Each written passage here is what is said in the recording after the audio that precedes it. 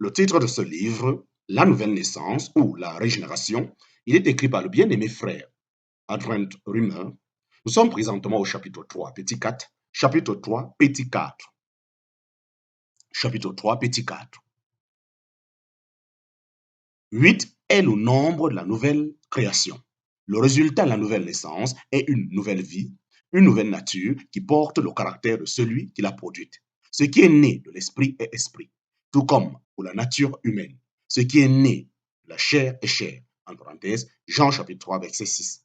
À la nouvelle naissance, nous recevons par le moyen de l'Esprit Saint la participation à la nature divine. En parenthèse, 2 Pierre chapitre 1, verset 4. Et en même temps, la capacité de reconnaître les pensées de Dieu et les comprendre et d'y trouver notre joie. Quelle part merveilleuse! Chapitre 3, petit 5. Chapitre 3, petit 5. Régénération selon Matthieu, chapitre 19, verset 28. Régénération selon Matthieu, chapitre 19, verset 28. Le mot régénération, en parenthèse, palingenesia, utilisé en titre chapitre 3, verset 5, et se retrouve dans le Nouveau Testament en Matthieu chapitre 19, verset 28.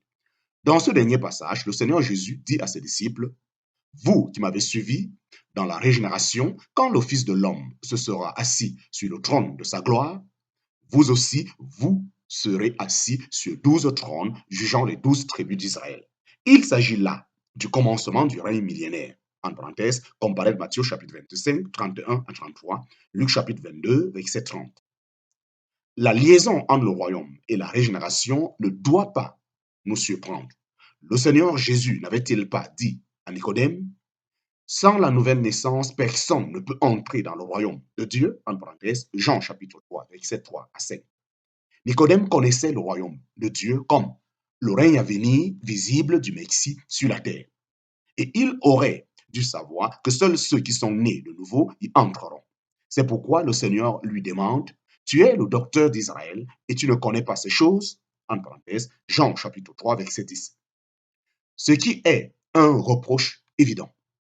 Car, comme nous l'avons vu, le prophète Ézéchiel en avait déjà parlé. Et je vous prendrai dans les nations, et je vous ressemblerai, et je vous rassemblerai de tous les pays, et je vous amènerai sur votre terre, et je reprendrai sur vous de l'eau pure, et vous serez purs. Je vous purifierai de toutes vos impuretés et de toutes vos idoles. Et je vous donnerai un cœur nouveau, et je mettrai au-dedans de vous un esprit nouveau, et j'ôterai de votre chair le cœur de pierre, et je vous donnerai un cœur de chair, et je mettrai mon esprit au-dedans de vous, et je ferai que vous marchiez dans mes statuts, et que vous gardiez mes ordonnances et les pratiquiez.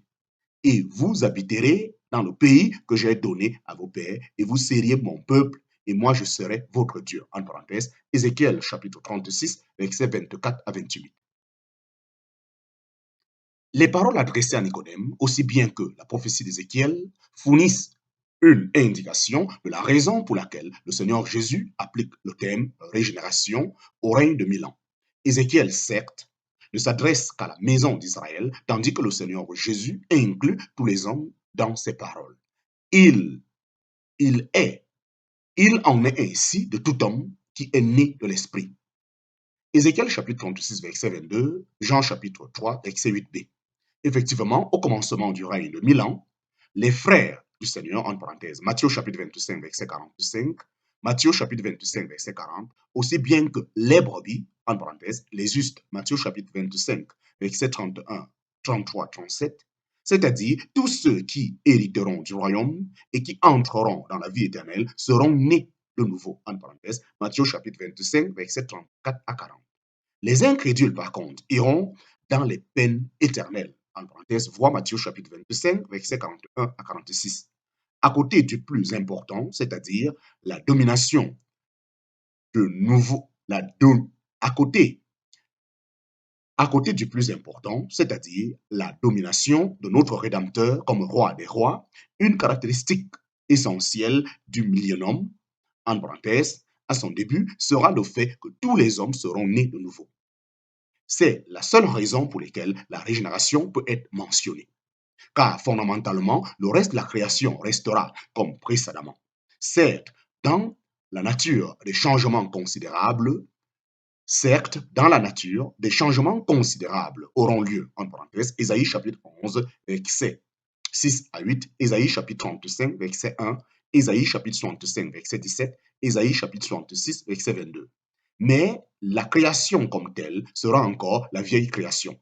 Le type du déluge montre déjà le croyant Noé entrer dans une terre certes purifiée, mais qui n'était pas fondamentalement nouvelle. Les nouvelles cieux et la nouvelle terre ne surgiront qu'après le règne de 1000 ans. Apocalypse chapitre 21, verset 3. La notion de régénération dans Matthieu chapitre 19, verset 28 ne se rapporte donc pas aux circonstances extérieures prédominantes durant le temps du millénium, mais elle se rapporte à l'état moral renouvelé de ceux qui y entreront.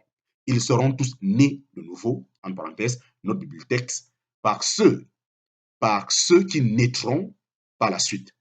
Par ceux, pas ceux, pas ceux qui naîtront par la suite. Voilà quelque chose qui n'aura encore jamais eu lieu. C'est pourquoi il est très compréhensible que le Seigneur Jésus utilise cette caractéristique comme une sorte d'incarnation du règne de 1000 ans. La notion de régénération dans Matthieu chapitre 19, verset 28 ne se rapporte donc pas aux circonstances extérieures prédominantes durant le temps du millénium, mais elle se rapporte à l'état moral renouvelé de ceux qui entreront. Ils seront tous nés de nouveau. En parenthèse, note biblique, par ceux qui naîtront par la suite. Voilà quelque chose qui n'aura encore jamais eu lieu. C'est pourquoi il est très compréhensible que le Seigneur Jésus utilise cette caractéristique comme une sorte d'incarnation au règne de 1000 ans. Chapitre 3, petit 6. Chapitre 3, petit 6. Régénération et nouvelle naissance. Régénération et nouvelle naissance. Cependant, les notions de régénération et de règne de 1000 ans ne sont pas identiques. La régénération est la part de tous ceux qui sont sauvés dans le temps présent, mais aussi de tous ceux qui, en un moment quelconque, ont cru ou croient en Dieu, y compris dans le règne de 1000 ans. La régénération n'est pas quelque chose de différent du fait d'être né de nouveau ou d'une naissance. Il n'y a pas différentes sortes de renouvellement du cœur humain. La première caractéristique de la nouvelle naissance est le lavage. Est le lavage, la purification du cœur et de l'âme par la parole de Dieu. C'est ce qu'avait annoncé Ézéchiel au peuple d'Israël par les paroles déjà citées. Je répandrai sur vous de l'eau pure et vous serez purs. Je vous purifierai de toutes vos impuretés et de toutes vos idoles. En parenthèse, Ézéchiel chapitre 36, verset 25. Cette purification par l'eau pure, correspond à l'expression être né d'eau de Jean chapitre 3 et au lavage, la régénération de Tite chapitre 3. L'autre partie essentielle est le renouvellement de l'Esprit Saint. Chapitre 3, petit 7. Chapitre 3, petit 7. Né de l'Esprit. Né de l'Esprit, en parenthèse, Jean chapitre 3. À cet égard, il est très remarquable que le Seigneur Jésus a cette parlé à Nicodème de ce ou celui qui est né de l'Esprit, en parenthèse, Jean chapitre 6, Jean chapitre 3, versets 6 à 8. Mais non pas de ce ou de celui qui est né d'eau.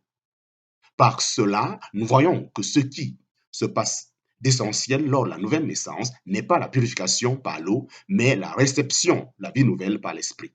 On ne peut pas dire que ce qui est né d'eau est de l'eau, mais on peut tout à fait dire ce qui est né de l'Esprit est esprit. Cependant, l'eau est absolument indispensable pour cela.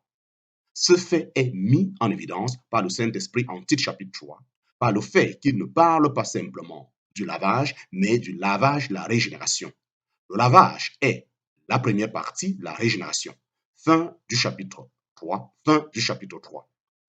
Chapitre 4, le renouvellement de l'Esprit Saint. Chapitre 4, le renouvellement de l'Esprit Saint. Chapitre 4, le renouvellement de l'Esprit Saint. Chapitre 4, petit 1. Chapitre 4, petit 1. Les différents passages qui en parlent. Les différents passages qui en parlent. La deuxième caractéristique également essentielle de la nouvelle naissance est le renouvellement de l'Esprit Saint. En parenthèse, Tite chapitre 3, verset 5. Il correspond à la parole du Seigneur en Jean chapitre 3, verset 5. Être né de l'Esprit. Le Saint-Esprit produit en nous une nouvelle nature qui lui correspond et qui, par là, correspond à Dieu. Ce qui est né de l'Esprit est esprit, en parenthèse, Jean chapitre 3, verset 6, comparaît aussi à Galates chapitre 5, verset 25. C'est l'Esprit qui vivifie, la chair ne profite de rien, en parenthèse, Jean chapitre 6, verset 63. Ce fait est aussi mentionné par le prophète Ézéchiel en rapport avec le peuple d'Israël quand il reviendra dans sa terre avant le commencement du règne de 1000 ans et qu'il se, se retournera vers son Dieu. Et je vous donnerai un cœur nouveau, et je mettrai au-dedans de vous un esprit nouveau, et j'ôterai de votre chair le cœur de pierre, et je vous donnerai un cœur de chair. En parenthèse, Ézéchiel chapitre 36, verset 26.